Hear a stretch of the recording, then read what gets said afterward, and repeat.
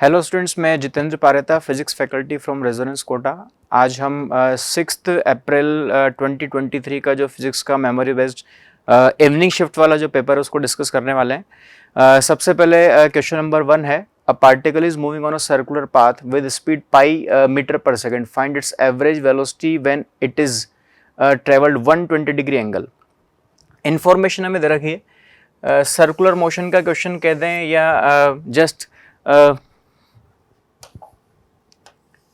Circular motion का question भी बोल सकते हैं, या फिर इसमें हम जो है रेक्टिलिनियर मोशन का क्वेश्चन भी बोल सकते हैं। इन्फॉर्मेशन हमें दे रखी है कि पार्टिकल चला है सर्कुलर पाथ पे और जब वो 120 डिग्री के एंगल से रोटेट हो जाएगा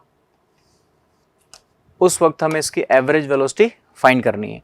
तो एवरेज वेलोसिटी का सबसे पहले फॉर्मूला देखते हैं हम। एवरेज वेलोसिटी का जो फॉर्मूला होगा वो होता है displacement upon time, total displacement upon total time, total displacement upon total time. इसमें अगर हम डिस्प्लेसमेंट देखें, सपोज दिस एंगल थीटा है और वैसे गिवन है 120 डिग्री, पार्टिकल का यहां से यहां तक का जो डिस्प्लेसमेंट होगा वो ये होगा। डिस्प्लेसमेंट कैसे कैलकुलेट कर सकते हैं, सपोज इसकी जो इसका रेडियस है वो r है, यहाँ से परपेंडिकुलर ड्रॉप करते हैं, ये पूरा एंगल थीटा है, ये वाला एंगल हो जाएगा थीटा बाई 2, तो ये r है, ये थीटा बाई 2 है, तो यहाँ से यहाँ तक की जो डिस्टेंस हो जाएगी वो हो जाएगी r sine theta by 2। Similarly ये भी हो जाएगा r साइन थीटा बाई 2। तो यहां से यहां तक का जो टोटल डिस्प्लेसमेंट होगा वो हो जाएगा 2r sine theta by 2 upon, ये तो हो गया टोटल डिस्प्लेसमेंट। उसके बाद फिर यहां से यहां तक पहुंचने का जो टाइम होगा, टाइम हम लिख सकते हैं डिस्टेंस बाय स्पीड से, और यहां से यहां तक की जो डिस्टेंस होगी वो एक तरह से आर्क हो गए, और आर्क जो होगा वो होगा r थीटा और upon speed v। Just value put कर देंगे इसमें हम, तो हो जाएगा 2, r से r कैंसिल हो गया है, 2 साइन 60 अपॉन, नीचे थीटा की जो वैल्यू है वो हम यहाँ से यहाँ तक पुट करेंगे, थीटा की वैल्यू 2 पाई बाई 3 और अपॉन v। वैल्यूज पुट कर देते हैं इसके अंदर, v हमें पाई दे रखा है, 2 से 2 कैंसिल हो जाएगा, पाई भी कैंसिल हो जाएगा, तो हो जाएगा 3 साइन 60 एंड फाइनली 3 साइन 60 की value √3/2, so answer will be 3√3/2 यानी 1.5√3। तो 1.5√3 जो आंसर है वो सेकंड ऑप्शन है, तो इसका सेकंड ऑप्शन करेक्ट होगा। तो जस्ट ये एक तरह से जस्ट फॉर्मूला बेस्ड क्वेश्चन ही है। इसमें average velocity total displacement upon total time. Displacement कैसे लिखा है, यहाँ से यहाँ तक का 2r sine theta by 2, 2r sine theta by 2 में थीटा 60 डिग्री 120 डिग्री, सो यहाँ पे साइन 60 आ गया। और टाइम हमने कैसे कैलकुलेट किया, time will be distance by speed से। इसके बाद हम आते हैं नेक्स्ट क्वेश्चन पे, question number second. Question number second में है, a car is moving with constant acceleration a equals to 2 meter per second square if the initial velocity was 10 meter per second and after time t velocity 60 meter per second, calculate t। काफी simple question है rectilinear motion का, v equals to u plus at। Just हमें equation of motion, first equation of motion apply करनी है। v velocity जो दे रखी है हमें वो होगी 60, इनिशियल वेलोसिटी जो है वो है 10 प्लस, और एक्सेलरेशन इसमें है 2, तो इससे यहाँ से टाइम की वैल्यू आ जाएगी, t विल बी 50/2 यानी हो गया है 25। तो टाइम की वैल्यू हो गई 25 सेकंड, यानी ये सेकंड ऑप्शन इसका करेक्ट हो जाएगा। इसके बाद हम आते हैं नेक्स्ट क्वेश्चन पे, question number third. Question number third है, weight of man on the surface of the earth is 100 newton, then what will be the weight of the man at a height r/4 from the surface of the earth. इसमें effective जो gravitational acceleration होता है उसका formula काम आएगा g dash, gravitation का question है, g dash will be g upon 1 plus h by r का होल स्क्वायर। g डैश ये सरफेस, अर्थ के सरफेस से h हाइट ऊपर इफेक्टिव जो ग्रेविटेशनल एक्सेलरेशन होगा उसका फॉर्मूला है, g dash equals to g upon 1 plus h by r का होल स्क्वायर। तो ये हो जाएगा g अपॉन 1 प्लस h की वैल्यू हमें जो रखी है वो r/4 है, this is r/4 by r, this will be g upon 1 plus 1/4 का होल स्क्वायर। तो यहाँ पे अपने पास 1 प्लस 1/4 आ जाएगा 5/4 and this will be 16/25 into g. इसको हम m से मल्टीप्लाई कर देते हैं ताकि वेट में कन्वर्ट हो जाए, तो ये हो जाएगा mg dash equals to mg into 16/25।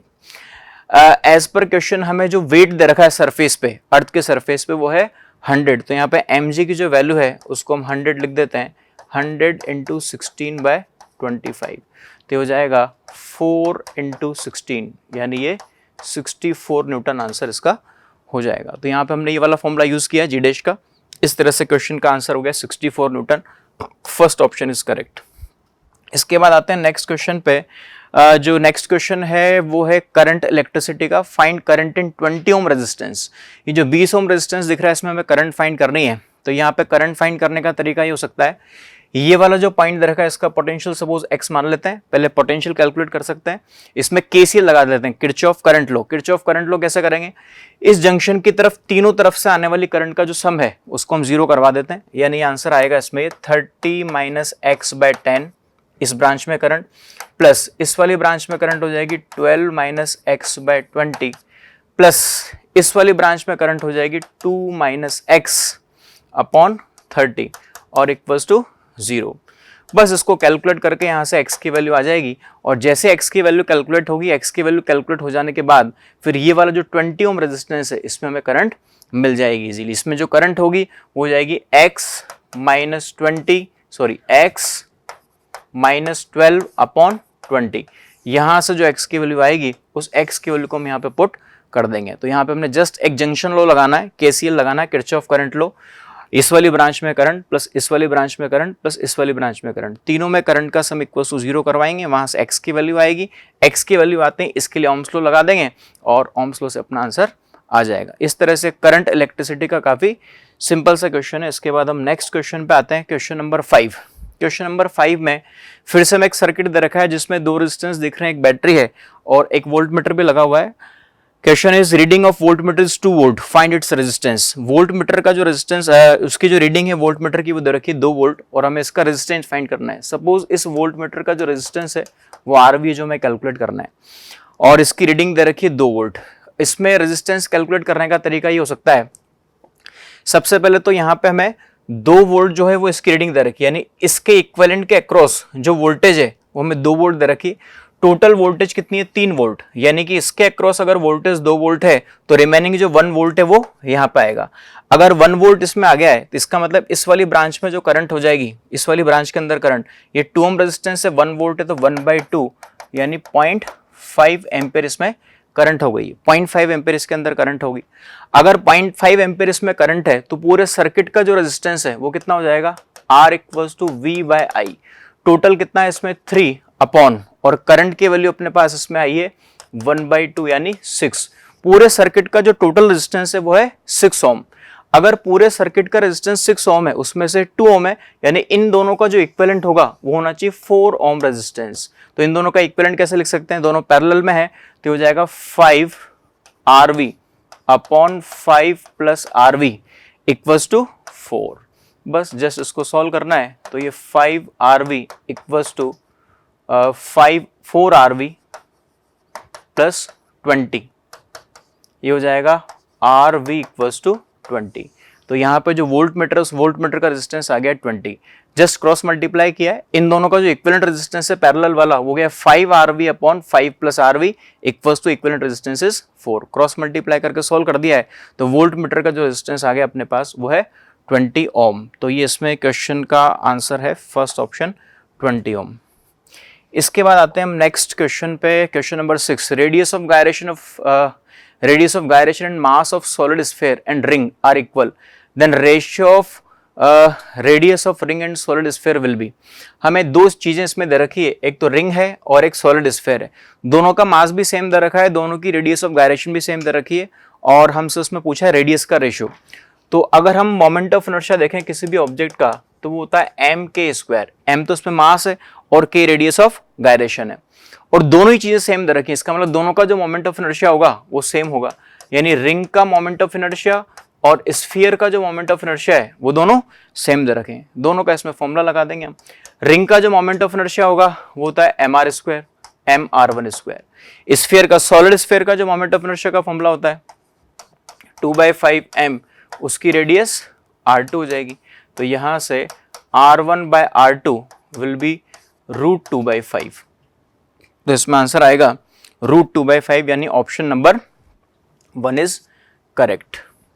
इसके बाद आता है नेक्स्ट क्वेश्चन, क्वेश्चन नंबर 7, इन फोटो इलेक्ट्रिक इफेक्ट एक्सपेरिमेंट, इसमें दो एलिमेंट्स हमें दे रखे हैं और दोनों के बारे में इंफॉर्मेशन दे रखी है कि दोनों को हम जब फोटो इलेक्ट्रिक एमिशन वाले जो एक्सपेरिमेंट है उसमें यूज करते हैं तो स्टॉपिंग पोटेंशियल वर्सेस फ्रीक्वेंसी जो है उसका जो ग्राफ है वो हमें मिलता है। The ratio of slope of the graph, दोनों के लिए स्लोप, ग्राफ किस किस के बीच में है, एक तो स्टॉपिंग पोटेंशियल और एक फ्रीक्वेंसी, दोनों के बीच में ग्राफ कुछ इस तरह का आता है और जो स्लोप है उन स्लोप का रेशियो पूछा है दोनों के लिए, दोनों मेटल्स के लिए स्लोप का रेशियो पूछा है। तो हमें पता है कि इस तरह के ग्राफ के लिए जो स्लोप होता है मींस tan थीटा, उसकी जो वैल्यू होती है वो होती है h/e, tan theta will be h/e, h इसमें प्लैंक्स कांस्टेंट है और e जो है वो इलेक्ट्रॉनिक चार्ज है, तो h भी कांस्टेंट है, e भी कांस्टेंट है, वो मेटल वगैरह पे डिपेंड नहीं करता है। इसका मतलब दोनों के लिए स्लोप की वैल्यू सेम आएगी और अगर दोनों मेटल्स के लिए स्लोप की वैल्यू सेम है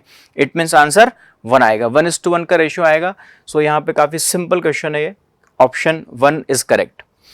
इसके बाद आते हैं हम नेक्स्ट क्वेश्चन पे, क्वेश्चन नंबर 8। क्वेश्चन नंबर 8 में find capacitance of following capacitor, इसमें एक्चुअल में दो कैपेसिटर हमें दे रखे हैं और दोनों का इक्विवेलेंट कैपेसिटेंस हमें निकालना है। एक कैपेसिटर में दोनों प्लेट्स के बीच का सेपरेशन A है और एक में B दे रखा है और इस तरह से यहां तक की डिस्टेंस 5 मिलीमीटर है, यहां से यहां तक की 1 मिलीमीटर दे रखी है और A B के बराबर नहीं है ऐसा भी हमें लिखा हुआ है। सबसे पहले तो C इक्विवेलेंट जो होगा, या तो इसमें C1 C2 लिख लेते हैं। पहले इसका जो कैपेसिटेंस होगा वो हो जाएगा एप्सिलॉन नॉट A/D, D का मतलब A, C2 हो जाएगा A/D, D का मतलब यहाँ हो जाएगा B। फिर C इक्विवेलेंट निकालना है तो चूंकि दोनों सीरीज में है तो सीरीज में जो इक्विवेलेंट कैपेसिटेंस होगा वो हो जाएगा C1 C2 upon C1 plus C2, तो C1 C2 upon C1 plus C2, यहाँ वैल्यू पुट कर देते हैं epsilon not A/A, epsilon not A/B upon epsilon not A/A plus epsilon not A/B, ये आएगा। जब इसको सॉल्व करते हैं तो इसको सॉल्व करने के बाद अपने पास ये आ रहा है epsilon naught A upon A plus B, ये आएगा, है ना। A कट चुका है, एक A बचेगा, एप्सिलॉन नॉट भी कट गया, एक एप्सिलॉन नॉट बचेगा, AB से AB कैंसिल हो जाएगा जब नीचे एलसीएम लेंगे तो finally epsilon not upon A plus B होगा। एप्सिलॉन नॉट की वैल्यू पुट कर देते हैं इसमें 8.85 इंटू 10⁻12 इंटू एरिया जो हमें दे रखा है वो दे रखा है 200 सेंटीमीटर स्क्वायर, यानी हो जाएगा 200 इंटू 10⁻4, इसको हमने मीटर स्क्वायर में कन्वर्ट कर लिया है और अपॉन नीचे जो A प्लस बी है, अब वो A प्लस बी यहाँ से ज्योमेट्री से आ जाएगा A प्लस बी, तो A प्लस बी की जो वैल्यू है वो यहाँ से हम निकाल लेते हैं। A प्लस बी की वैल्यू किसके बराबर आएगी, A plus B, A plus B will be this 5 - 1, यानी 5 - 1 यानी 4 मिलीमीटर में है, यानी हो जाएगा 4 इंटू 10⁻3, तो इसको नीचे पुट कर देंगे 4 इंटू 10⁻3। तो फाइनली जो इक्विवेलेंट कैपेसिटेंस है वो epsilon naught A upon A plus B है, उसमें A एरिया है वो हमने पुट कर दिया मीटर स्क्वायर में कन्वर्ट करने के बाद, और एप्सिलॉन नॉट की वैल्यू भी पुट कर दी 8.85 इंटू 10⁻12 और A प्लस बी की वैल्यू यहाँ ज्योमेट्री से आ गई 5 - 1 विच इज 4 मिलीमीटर, को भी मीटर में कन्वर्ट करके लिख दिया है। जब इसको सॉल्व करेंगे तो आंसर वेरीफाई कर सकते हैं। सॉल्यूशन जो इसमें कैलकुलेशन के बाद जो आंसर आ रहा है ऑप्शन नंबर 2 44.25 पिकोफैरेड में आंसर आ रहा है, 10⁻12 फैरेड में। इसके बाद आगे बढ़ते हैं हम, क्वेश्चन नंबर 9 है। 9th क्वेश्चन में particle of mass 5 kg is moving in a circle of radius 2 metre, it takes 3.14 second to complete the revolution, यानी उसका जो टाइम पीरियड हमें दे रखा है सर्कुलर पाथ का वो दे रखा है 3.14 second. Find centrifugal force on the particle. Centrifugal force जो होता है वो होता है F equals to m omega square r, बस जस्ट ये भी फॉर्मूला बेस्ड क्वेश्चन है। m ओमेगा को हम लिख सकते हैं 2π/t और ये r, वैल्यू पुट कर देते हैं। मास इसका हमें दे रखा है 5, 2π/t, टाइम पीरियड जो है 3.14 है विच इज पाई, और इंटू r, रेडियस जो दे रखी है सर्कुलर पाथ की वो दे रखी है 2, तो ये आ जाएगा अपने पास में 5 इंटू 4 इंटू 2, यानी इससे 40 आंसर आएगा। तो ये आ जाएगा अपने पास में 40 न्यूटन, इसका आंसर आएगा। जस्ट ये भी काफी सिंपल क्वेश्चन है, just formula based. Centrifugal force m omega square r, omega की वैल्यू 2π/t, t की वैल्यू पाई दे रखी है, सॉल्व करने पे 40 न्यूटन इसका आंसर आ रहा है। Option number 1 is correct. इसके बाद हम आते हैं नेक्स्ट क्वेश्चन पे, क्वेश्चन नंबर 10 पे। क्वेश्चन नंबर 10 में है in amplitude modulation the minimum amplitude of the amplitude modulated wave is 3 volt. Minimum जो दे रखा है हमें, उसकी वैल्यू दे रखी है हमें 3 वोल्ट, ठीक है। यानी ए minimum means AC minus AM, ये हमें दे रखा है, और वो हमें दे रखा है इसमें 3। If modulation index is 1/3, modulation index जो दे रखा है म्यू मीन्स AM/AC, इसकी वैल्यू हमें दे रखी है 1/3, यानी यहां से जो AC की वैल्यू है वो आ गई है 3 टाइम्स AM। तो अगर हम यहाँ इसको पुट करें तो ये 3AM minus AM equals to 3, यानी 2AM इक्वल्स टू 3, यानी यहाँ से AM की वैल्यू आ जाएगी 3/2 यानी 1.5। ये हमें M मिल गया है। पूछा क्या है, find maximum amplitude of the amplitude modulated wave, यानी हमसे A मैक्सिमम पूछा है। सो A maximum will be AC plus AM। Again AC is 3AM, तो यहाँ पे 3AM प्लस AM, यानी आंसर इज 4AM, और AM हम कैलकुलेट कर चुके हैं, तो यह आ जाएगा 4 into M is 3/2, so our answer is 6 volt, इसका आंसर आ जाएगा। फाइनली आंसर इज 6 वोल्ट, यानी ऑप्शन नंबर 2 इज करेक्ट। तो ये भी एक तरह से मॉड्यूलेशन का काफी सिंपल सा क्वेश्चन है। इसके बाद आते हैं नेक्स्ट क्वेश्चन पे, क्वेश्चन नंबर 11 में। A small pendulum of mass 250 gram, mass दे रखा है 250 gram, is suspended by light inextensible string of length 100 centimeter and it is oscillating with an amplitude of 10 centimeter. The maximum tension in the string will be।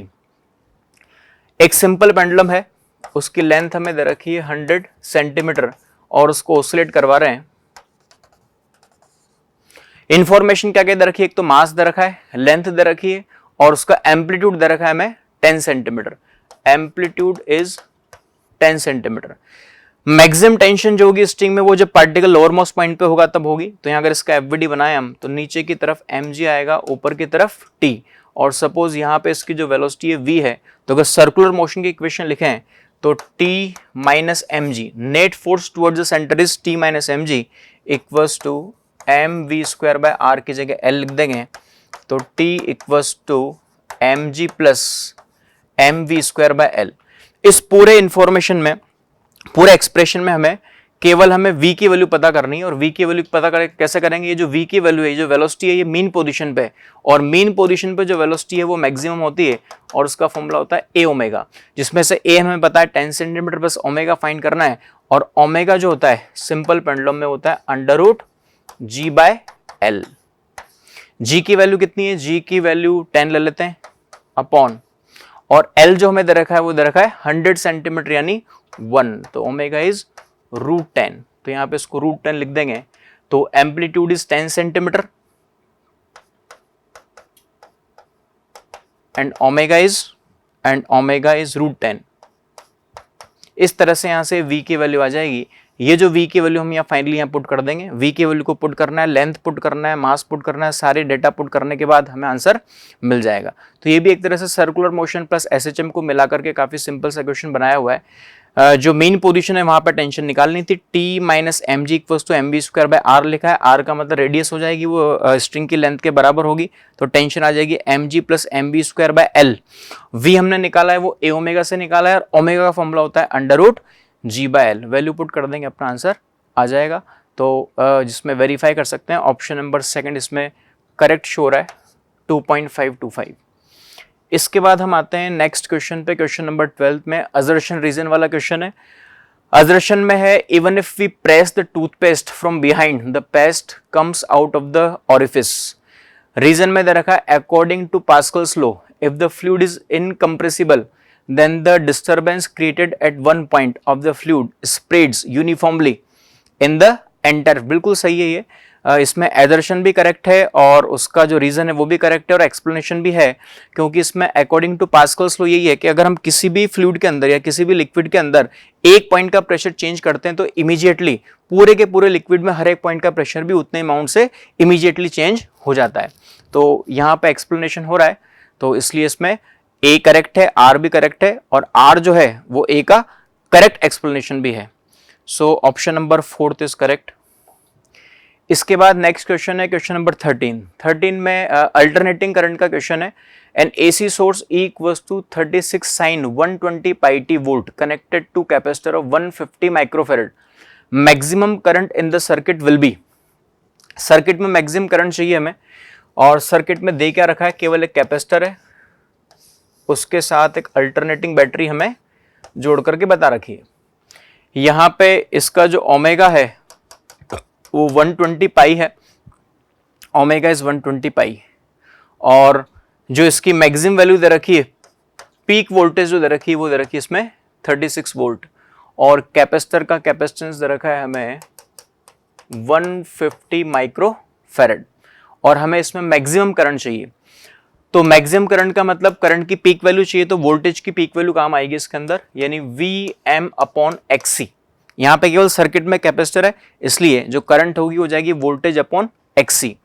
Voltage की peak value हमें दे रखी है 36, तो ये तो 36 हो जाएगा यहाँ पे 36 अपॉन, बस Xc हमें कैलकुलेट करना है, और Xc का भी सिंपल सा फॉर्मूला होता है Xc इज 1/ωc। ओमेगा की जो वैल्यू है यहाँ पे वो 120 पाई है, तो ये 120 पाई, और C जो है हमें कैपेसिटेंस दरकार कैपेसिटर का 150 माइक्रोफेरेड, दिस इज 150 इंटू 10 की पावर -6।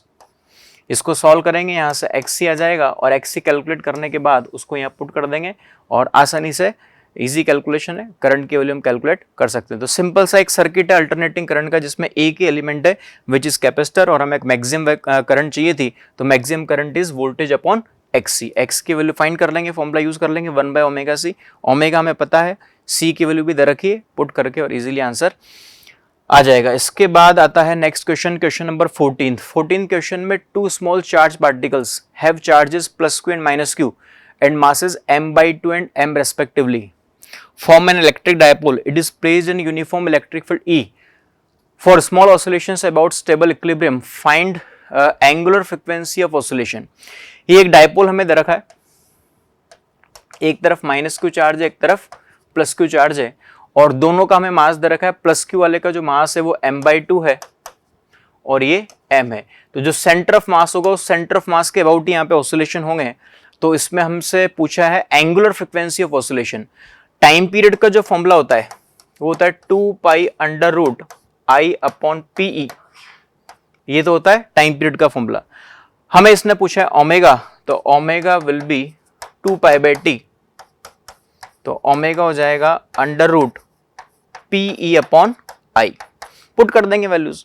P कितना होगा यहाँ पे, P मतलब डायपोल मोमेंट, और डायपोल मोमेंट क्या होगा, चार्ज इनटू सेपरेशन, तो चार्ज इनटू सेपरेशन आएगा Q इनटू D, और ये E अपॉन नीचे I, मोमेंट ऑफ इनर्शिया निकाल लेते हैं। सेंटर ऑफ मास के अबाउट जो मोमेंट ऑफ इनर्शिया निकालेंगे I इक्वल्स टू, तो आएगा μr²। म्यू यहाँ पे रिड्यूस्ड मास होगा, reduced mass means m1 m2 upon m1 + m2 into r²। Value put कर देते हैं, एक का मास m है, एक का मास m/2 है, नीचे जुड़ के वो हो जाएगा 3m/2 इंटू d²।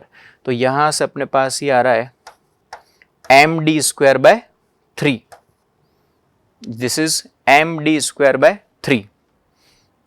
2 से 2 कैंसिल हो गया, md²/3। इस md²/3 को यहाँ पुट कर देते हैं, तो ये md²/3, तो फाइनली अपना आंसर आ जाएगा अंडर रूट में 3QE upon md। 3QE root में आएगा 3QE अपॉन md। ओके, तो अपने पास इसमें आंसर जो आ रहा है, अपने पास में चार्जेस हमें दे रखा है, इसमें है ओमेगा इज √PE/I। P की वैल्यू हमने पुट कर दी है Q इंटू डी, I में आ रहा है md²/3, और ये इसमें आ रहा है E। तो अपने पास ऑप्शन में एक एक्स्ट्रा भी वैल्यू आ रही है Q की। Q हमें नहीं दे रखा है, बस Q के टर्म्स में इसमें आंसर आना चाहिए था, यानी इसमें ऑप्शन जो है इस ऑप्शन के अंदर Q भी इसके अंदर मिसिंग है। एक बार हम और चेक कर लेते हैं इसमें।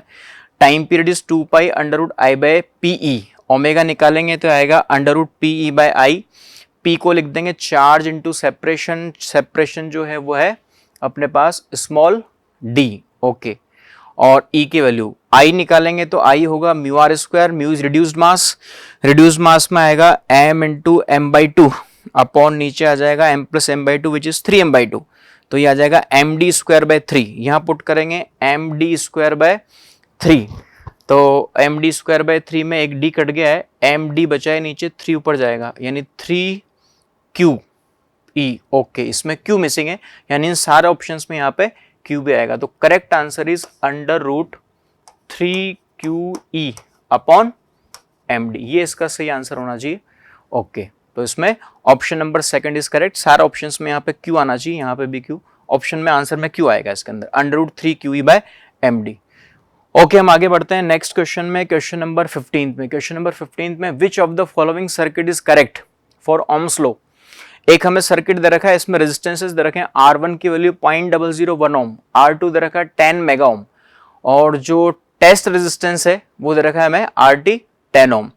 और इसमें एक्चुअल में ओम्स लॉ के लिए है, तो ओम्स लॉ में क्या होता है, V बराबर आई आर, एक तो इसमें वोल्टेज मेजर करना होता है V equals to I R में, और एक करंट मेजर करनी होती है।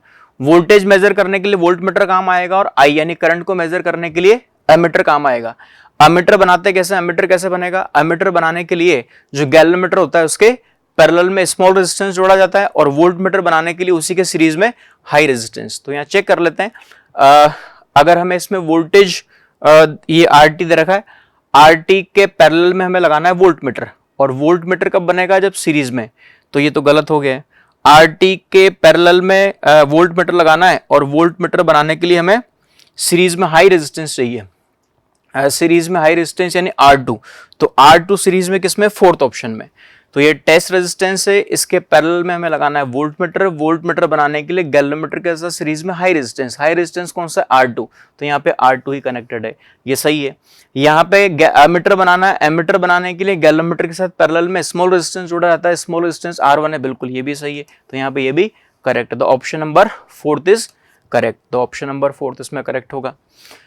इसके बाद नेक्स्ट क्वेश्चन पे आते हैं, क्वेश्चन नंबर 16 में। क्वेश्चन नंबर 16 में हमें दो रिंग्स दे रखी हैं इसमें, और दोनों की रेडियस दे रखी है R1 R2, और दोनों में नंबर ऑफ टर्न्स भी दे रखे हैं N1 N2। Find mutual inductance of two circular coils. हमें M की वैल्यू फाइंड करनी है, M इसमें पता करना है। इसमें कंडीशन है R1 दे रखा है 1 सेंटीमीटर, और R2 की वैल्यू दे रखी है 1000 सेंटीमीटर, यानी जो अंदर वाला जो इनर लूप है उसकी रेडियस काफी कम दे रखी है, यानी R1 लेस देन R2। निकाल लेंगे, क्या करेंगे, इसमें आउटर लूप में करंट फ्लो करवा देते हैं। आउटर लूप में करंट फ्लो करवा के उस करंट का कितना फ्लक्स इनर लूप में से पास हो रहा है वो लिखना है हमें, तो लिखते हैं। सबसे पहले इनर लूप के एक टर्न में से कितना फ्लक्स पास हो रहा है, तो एक टर्न में से कितना फ्लक्स पास होगा, B इंटू एरिया। B कितना होता है सेंटर पे, म्यू नॉट Ni, तो उसमें नंबर ऑफ टर्न्स भी आएंगे, और बाहर वाले में नंबर ऑफ टर्न्स कितने N2, तो mu naught Ni upon 2R, R की जगह R2, ये तो B इंटू एरिया। एरिया कितना होगा, एरिया छोटे वाले लूप का लिखेंगे, यानी पाई R1 स्क्वायर लिख देंगे, तो यहाँ पे आ जाएगा पाई R1 स्क्वायर। ये वाला जो फ्लक्स है ये इनर लूप के एक टर्न में से पास हो रहा है, हमें पूरे लूप में से कितना फ्लक्स पास हो गया लिखना होता है, तो नंबर ऑफ टर्न्स से इसको मल्टीप्लाई कर देते हैं। तो इनर लूप में नंबर ऑफ टर्न्स कितने हो गए, N1, तो यहाँ पे टोटल फ्लक्स जो आ गया अपने पास में 5, वो आ जाएगा म्यू नॉट N1 N2 पाई R1 स्क्वायर अपॉन 2R2, और ये इंटू आई। ये जो ब्रैकेटेड क्वांटिटी है, बस ये ब्रैकेटेड क्वांटिटी M हो गया है, यानी M की जो फाइनल वैल्यू अपने पास फॉर्मेट हमने बना लिया है, म्यू नॉट N1 N2 पाई R1 स्क्वायर अपॉन 2R2। इसमें वैल्यू पुट कर देंगे, वैल्यू पुट करके आंसर आ जाएगा। सब में दे रखा है, N1 की वैल्यू भी दे रखी है, N2 की वैल्यू भी दे रखी है, R1 भी दे रखा है, R2 भी दे रखा है।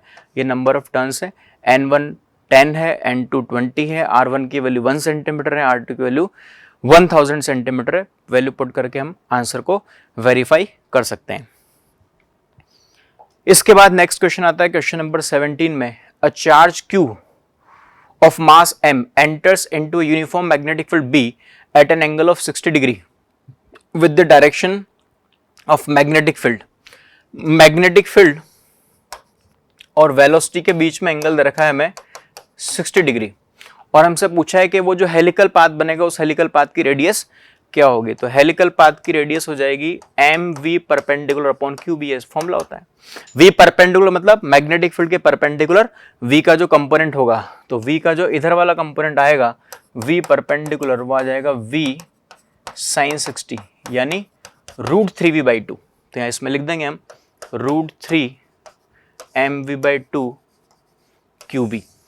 तो ये फाइनली आंसर होगा √3mv upon 2 QB। Option number third is correct. ये काफी सिंपल सा जस्ट फॉर्मूला बेस्ड क्वेश्चन है। फॉर्मूला इसमें काम आ रहा है mv perpendicular upon QB, radius of helical path. इसके बाद आते हैं नेक्स्ट क्वेश्चन में, क्वेश्चन नंबर 18 में, RMS speed of an ideal gas at 200 Kelvin temperature is V naught. Okay, RMS speed of an ideal gas at temperature VRMS। VRMS का जो formula होता है वो होता है √3RT/m। Then RMS speed of the same gas at 800 Kelvin temperature will be।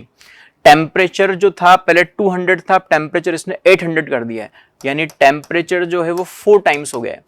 अगर temperature को 4 times कर देंगे तो टेम्परेचर 4 टाइम्स होते ही जो VRMS है वो डबल हो जाएगा, यानी जो भी स्पीड पहले थी अब उसकी डबल हो जाएगी। अगर पहले स्पीड V नोट थी तो अब स्पीड 2V नोट हो जाएगी। 2V नोट का मतलब option number second is correct. तो ये भी जस्ट एक फॉर्मूला बेस्ड क्वेश्चन है। V equals to √3RT/m, temperature को 4 टाइम्स किया, टेम्परेचर 4 टाइम्स करते हैं वेलोसिटी डबल हो जाएगी। डबल का मतलब V नोट का double 2V note. Option number second is correct. इसके बाद नेक्स्ट क्वेश्चन पे आते हैं, क्वेश्चन नंबर 19 में, the ratio of speed of sound in helium and oxygen gas at the same temperature will be. Sound की speed gas के अंदर उसका फॉर्मूला होता है V equals to √γ/RT/m, √γ/RT/m। Gamma जो है इसमें जो है CP/CV होगा, जो एडियाबेटिक एक्सपोनेंट होता है वो, और R है और T है, T टेम्परेचर है, M जो है वो मोलर मास है। इसमें सेम टेम्परेचर लिखा हुआ है एक तो अगर हम रेशियो इसमें अगर लें, इसने रेशियो पूछा है तो V हीलियम में अपॉन V ऑक्सीजन में, तो उसको हम लिख सकते हैं √γ helium upon γ oxygen. Temperature same है ही सही, ये हो जाएगा M oxygen upon M helium. बस जस्ट वैल्यूज के अंदर पुट करनी। गामा हीलियम, हीलियम जो है वो एक मोनोटोमिक गैस है, और मोनोटोमिक गैस के लिए जो गामा की वैल्यू होती है 5/3 होती है, तो यहाँ पे ऊपर 5/3। O2 जो है वो डायटोमिक गैस है, इसके लिए गामा की वैल्यू होती है 7/5। M ऑक्सीजन, ऑक्सीजन के लिए मोलर मास लिख देंगे 32 और हीलियम के लिख देंगे हम 4। बस इसको जस्ट सॉल्व करना है। सॉल्व करने के बाद इजीली आंसर वेरीफाई कर सकते हैं। तो यहाँ पे जो speed of sound in gas है उसका फॉर्मूला है V इक्वल्स टू √γ/RT/m, और इसमें टेम्परेचर सेम है, R सेम है, तो जब V का रेशियो निकालेंगे एक तो गामा आएगा, gamma helium upon gamma oxygen, और रूट के अंदर ही जो आएगा वो molar mass of oxygen upon molar mass of helium. Values put करके आंसर को वेरीफाई कर सकते हैं। नेक्स्ट क्वेश्चन है क्वेश्चन नंबर 20 में, अजर्शन और रीजन वाला क्वेश्चन है। अजर्शन में लिखा है in forward bias diffusion current is larger than drift current. ये बिल्कुल सही स्टेटमेंट है, क्योंकि जब हम फॉरवर्ड बायस में पीएन जंक्शन को ऐड करते हैं, जोड़ते हैं, तो कनेक्ट करने के बाद जो डिप्लीशन रीजन है वो काफी कम हो जाता है, और जो डिफ्यूजन रुक जाता है डिप्लीशन रीजन की वजह से वो वापस स्टार्ट हो जाता है, तो इसमें डिफ्यूजन करंट जो है वो ज्यादा होती है। तो अजर्शन जो ए है वो इसका बिल्कुल सही है। रीजन में लिखा है direction of diffusion current is from N to B, नहीं ये बिल्कुल गलत है। डायरेक्शन जो होती है डिफ्यूजन करंट की वो पी से एन की तरफ ही होती है, फ्रॉम पी टू एन।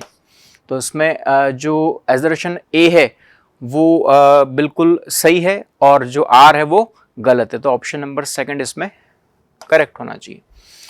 इसके बाद आता है नेक्स्ट क्वेश्चन। नेक्स्ट क्वेश्चन में है question number 21, warm water is placed in the surrounding, the temperature, इसमें पानी को ठंडा होने के लिए रखा हुआ है सराउंडिंग में, temperature of the water falls from 60 degree to 40 degree within 7 minute. Temperature 60 degree से घट के 40 डिग्री हो गए 7 मिनट के अंदर। तो इसने पूछा है कि अगले 7 मिनट में, नेक्स्ट 7 मिनट में टेम्परेचर 40 से घट के कितना हो जाएगा। फाइनल टेम्परेचर हमें इसमें निकालना है।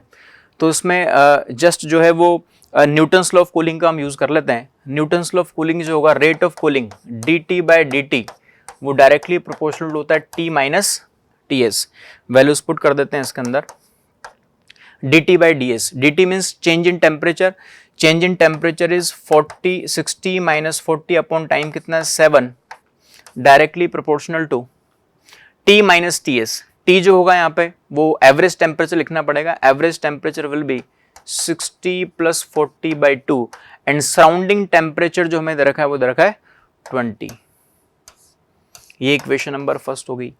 इक्वेशन नंबर सेकंड फिर से वापस बना लेंगे। अब की बार टेम्परेचर 40 से T फाइनल तक जा रहा है, तो अब की बार जो इसमें चेंज लिखेंगे वो लिखेंगे 40 minus T final upon time कितना है वो 7, directly proportional to T minus Ts। T यहाँ पे फिर से एवरेज टेम्परेचर लिखेंगे और जो एवरेज टेम्परेचर होगा वो होगा 40 प्लस T फाइनल अपॉन 2 और सराउंडिंग टेम्परेचर जो है अपने पास वो है 20। ये सराउंडिंग टेम्परेचर 20 आ गया है। यहाँ पे इसको इक्वेशन नंबर सेकंड लिख लेंगे, दोनों इक्वेशंस को डिवाइड कर देंगे, डिवाइड करने के बाद अपना आंसर आ जाएगा। तो जो फाइनल टेम्परेचर होगा अगले 7 मिनट के बाद वो कितना होगा इससे इजीली कैलकुलेट हो जाएगा। तो ये न्यूटन्स लॉ ऑफ कूलिंग का जस्ट एक फॉर्मूला बेस्ड क्वेश्चन है। इसके बाद आता है नेक्स्ट क्वेश्चन, क्वेश्चन नंबर 22। ये भी असर्शन रीजन वाला है। इसमें असर्शन में है when a light wave goes from one medium to other medium its phase changes suddenly at the boundary. इसमें ये लिखा हुआ है कि जब भी लाइट एक मीडियम से दूसरे मीडियम में एंटर करती है तो उसका फेज चेंज होगा। बिल्कुल गलत है। जब भी रिफ्रैक्शन होता है या ट्रांसमिशन होता है तो ड्यूरिंग रिफ्रैक्शन और ट्रांसमिशन फेज चेंज नहीं होता है, केवल जब डेंसर मीडियम से रिफ्लेक्शन होता है तभी फेज चेंज होगा लाइट का। तो इसमें असर्शन जो है वो बिल्कुल गलत है, तो असर्शन इसके अंदर करेक्ट नहीं है।